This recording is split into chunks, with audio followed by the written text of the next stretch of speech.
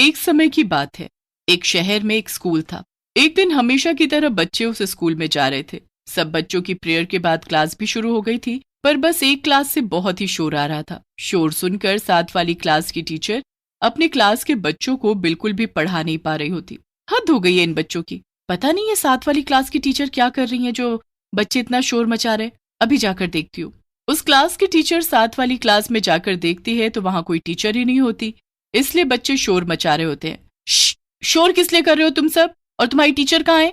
Ma'am, हमारी ma'am आज आई ही नहीं है। अच्छा, मैं अभी देखती हूँ कि वो क्यों नहीं आई अभी तक, पर तब तक तुम लोग बिल्कुल भी शोर नहीं करोगे। टीचर स्टाफ रूम में जाकर पता करती है कि 5th क्लास की टीचर क्यों नहीं आई। मैम, उन्होंने तो रिजाइन दे दिया है, वो अब नहीं आएंगी। अब अगले दिन स्कूल में इंटरव्यू शुरू हो जाते हैं। इंटरव्यू में एक बड़ी ही सुंदर सी लेडी टीचर को जॉब के लिए अपॉइंट किया जाता है। अब अगले दिन से वो ज्वाइन भी कर लेती है। सारे बच्चे नई टीचर को देख बड़े ही खुश होते हैं। उनके मन में ये भी आ रहा होता है कि पता नहीं नई टीचर डांटती है या नहीं, पर फिर भी बच्चे बड़े खुश होते हैं। बच्चों, आज से मैं आपकी क्लास टीचर हूँ। मेरा नाम मधु है और आज से मैं ही आपको पढ़ाऊंगी। Okay ma'am. देखो बच्चों, मुझे अपनी क्लास में किसी तरह का शोर, बदतमीजी और कोई भी शैतानी नहीं चाहिए। सब बच्चे अच्छे से पढ़ाई करेंगे, वरना मैं पनिशमेंट दूंगी। बच्चों को लगता है कि सभी टीचर तो ऐसे ही बोलती हैं, तो इसमें डरने वाली कोई बात तो है नहीं। टीचर बच्चों को पढ़ाना शुरू कर देती हैं। बच्चे बड़े ध्यान से पढ़ भी रहे होते हैं, पर तभी शीना, जो कि खिड़की के पास बैठी होती है, उसे खिड़की पर एक गिलहरी दिख जाती है। शीना का ध्यान अब पढ़ाई से हटकर उस गिलहरी पर चला जाता है। अरे शीना, क्या इस गिलहरी को देखे जा रही है? मैम कुछ लिख रही है बोर्ड पर, पहले उसे तो कॉपी में उतार ले। अरे वो मैं तेरी कॉपी से उतार लूंगी, अभी मुझे इसके साथ खेलने दे। वैसे भी मैम बोर्ड की तरफ देख रही है, उन्हें क्या पता मैं क्या कर रही हूँ। सारे बच्चे अपनी अपनी कॉपी में काम उतार लेते हैं। टीचर अब पलटती है और सारे बच्चों पर एक नजर घुमाती है।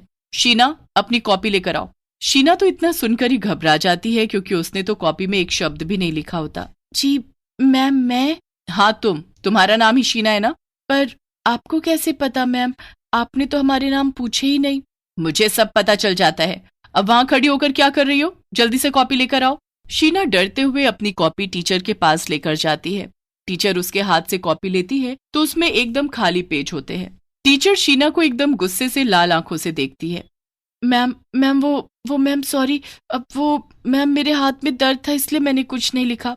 हाथ आगे करो। Ma'am sorry ma'am, please ma'am sorry. मैंने कहा हाथ आगे करो। शीना डरते हुए अपना हाथ आगे करती है कि तभी नई टीचर उसके हाथ पर डंडा उठाकर मारना शुरू कर देती है। शीना की चीख निकल पड़ती है और सभी बच्चे ये देख बहुत ही ज्यादा डर जाते हैं। अगर जो मुंह से आवाज निकाली तो इससे भी बुरी सजा दूंगी, समझी? आगे से ऐसा नहीं होगा मैम, गलती हो गई, सॉरी मैम। शीना के हाथ टीचर मार मार कर बुरे कर देती है और उसके बाद वो उसको धमकी देती है, अगर जो मेरी शिकायत स्कूल या घर पर किसी से की तो पता है ना मैं क्या करूंगी। नहीं मैम, मैं किसी को नहीं बताऊंगी। अचानक लंच ब्रेक की घंटी बज जाती है। सब बच्चों को चैन की सांस मिलती है। टीचर के जाने के बाद सब बच्चे बात करने लगते हैं कि आखिर उनको कैसे पता चला कि शीना ने काम नहीं किया है, जबकि उनका मुंह तो बोर्ड की तरफ था। वो उसकी बहुत बुराई भी करते हैं। उन्होंने तो कभी इतनी बुरी टीचर देखी ही नहीं होती। अब मधु टीचर बाकी टीचर के साथ स्टाफ रूम में बैठ जाती है। अरे मैम, आप भी लंच करो ना हमारे साथ। नहीं, मुझे भूख नहीं है।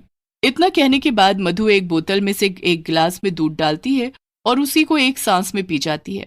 थोड़ा सा दूध टेबल पर गिर जाता है। मधु बिना सोचे उस गिरे हुए दूध को टेबल से चाट लेती है। ये देखकर बाकी टीचर हैरान ही रह जाती हैं। मधु को एकदम ख्याल आता है कि ये उसने क्या कर दिया। अरे वो मुझे लगा कोई पेपर गीला ना हो जाए। खैर मैं चलती हूँ, मुझे एक फोन करना है। मधु के जाने के बाद सब टीचर एक दूसरे से बातें करने लगती हैं। आपने देखा इसने भी क्या किया? छी, दिखने में ऐसी और हरकतें कैसी। अब दिखी इसकी असली पर्सनैलिटी। सब उस नई टीचर का बड़ा मजाक उड़ाती हैं, पर यह एक दिन की बात नहीं होती। हर रोज वो नई टीचर बस लंच में दूध ही पीती है। सबको ये बात बड़ी अजीब लगती है। नई टीचर किसी से कभी बात भी नहीं करती। वो बस अकेले रहती है और उसके चेहरे पर कोई मुस्कुराहट नहीं होती। एक दिन की बात है, जब हमेशा की तरह वो अपनी क्लास में बच्चों को पढ़ा रही होती है। राहुल उस दिन काम करके नहीं लाया होता और उसके डर के मारे हालत खराब हुई रहती है।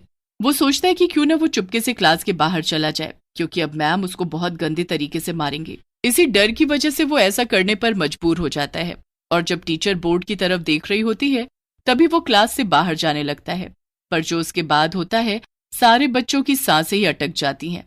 नई टीचर का आधा शरीर नीचे से नागिन का बन चुका होता है और वो राहुल को अपनी पूंछ में लपेट लेती है। बचाओ बचाओ, ये तो चुड़ैल नागिन टीचर है। मैम मैम मुझे छोड़ दो, प्लीज मैम, प्लीज मुझे छोड़ दो। खबरदार जो मुंह से आवाज निकाली, पता है मेरे शरीर में कितना जहर है? अगर मैंने किसी को डस लिया ना तो वहीं तड़प तड़प कर मर जाओगे।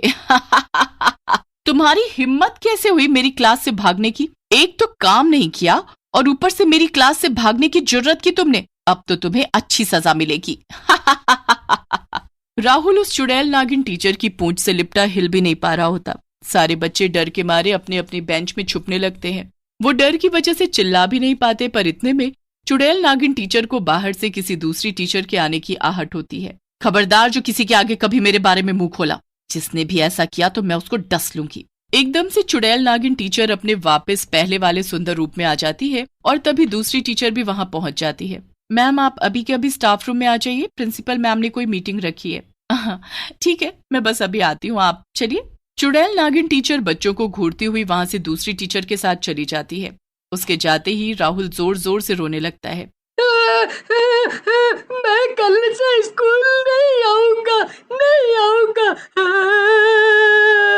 राहुल तुम रो मत, वो हमारा कुछ नहीं करेगी। ऐसा होता तो हम में से कोई स्कूल नहीं आता, पर हम अपने मम्मी पापा को भी कुछ नहीं बता सकते और बिना मतलब वो हमारी छुट्टी भी नहीं होने देंगे। हाँ, और इस चुड़ैल नागिन टीचर को सब पहले से पता चल जाता है। हम कुछ नहीं कर सकते शीना, हम कुछ नहीं कर सकते। राहुल बहुत रोता है और उसके साथ बाकी बच्चे भी बहुत ही परेशान होते हैं कि आखिर वो क्या करे। कुछ दिन ऐसे ही निकल जाते हैं और फिर बच्चों की 3 दिन की छुट्टियां पड़ जाती हैं। ये मत सोचना कि तुम मुझसे बच जाओगे, 3 दिन बाद तुम यही होंगे मेरे पास। 3 दिन की छुट्टी पड़ते ही बच्चों की खुशी का कोई ठिकाना ही नहीं होता। वो इतने खुश होते हैं जैसे पता नहीं उन्हें क्या ही मिल गया हो। पर जैसे ही 3 दिन पूरे होते हैं, सब बच्चे स्कूल जाने के नाम पर रोने लगते हैं। बड़ी मुश्किलों से सबके माता पिता उनको स्कूल भेजते हैं। स्कूल जाने के बाद उनको उसी चुड़ैल नागिन टीचर का सामना करना पड़ता है। आ गए मेरे प्यारे बच्चों, चलो चलो चलो जल्दी से अपना काम निकालो। कुछ बच्चों का काम पूरा ही नहीं होता तो बस उन बच्चों को वो पहले की तरह अपनी पूंछ में लपेटकर पूरी क्लास में घुमाने लगती है। वो उनकी इतनी बुरी हालत कर देती है कि बच्चे उठने के काबिल भी नहीं रहते और वहीं जमीन में गिर जाते हैं। उस दिन बच्चों के साथ चुड़ैल सबसे ज्यादा बुरा करती है। बच्चे तो बस छुट्टी होने का इंतजार करने लगते हैं। फिर अगले दिन बाल दिवस होता है और सभी बच्चों को ग्राउंड में बुलाया जाता है। प्रिंसिपल ने बच्चों के लिए कुछ मनोरंजन के इंतजाम भी कर रखे होते हैं। बच्चे बड़े मजे से सब देख ही रहे होते हैं और आखिर में एक सपेरा बच्चों को सांप का खेल दिखाने लगता है। सपेरे को देख मधु बेचैन हो उठती है। सपेरा बीन बजाता रहता है और थोड़ी देर में ही मधु झूमने लगती है। झूमते झूमते वो सपेरे के पास पहुंच जाती है और चुड़ैल नागिन में बदल जाती है और नाचने लगती है। हे भगवान, ये क्या है? ये तो चुड़ैल नागिन है। ये सब क्या हो रहा है? इन 3 दिनों की छुट्टियों में स्कूल की हर क्लास में कैमरा लगाया गया था। मैंने उस चुड़ैल को इस कैमरे में देख लिया था और प्रिंसिपल को बताया। इसने इतने दिनों से बच्चों को बहुत ज्यादा परेशान किया हुआ है। आज इस चुड़ैल नागिन को पकड़ने के लिए इस सपेरे को बुलाया गया है। ये सपेरा मेरा कुछ नहीं कर पाएगा, कोई मुझे नहीं पकड़ पाएगा। सपेरा बीन बजाता चला जाता है और चुड़ैल नागिन खुद को नाचने से रोक ही नहीं पाती। नाचते नाचते वो इतनी मगन हो जाती है कि वो कब सपेरे के पिटारे में चली जाती है उसे पता भी नहीं चलता। उसके आते ही सपेरा पिटारे के ढक्कन को जल्दी से बंद कर लेता है। निकालो मुझे बाहर। अब तो इस पिटारे से कभी बाहर नहीं आएगी। बहुत दुखी कर लिया तूने मासूम बच्चों को। सपेरा उस पिटारे को अपने साथ ले जाता है। उसके बाद उनकी पुरानी टीचर स्कूल वापस आ जाती है, जिसे बच्चे खुशी से गले लगा लेते हैं।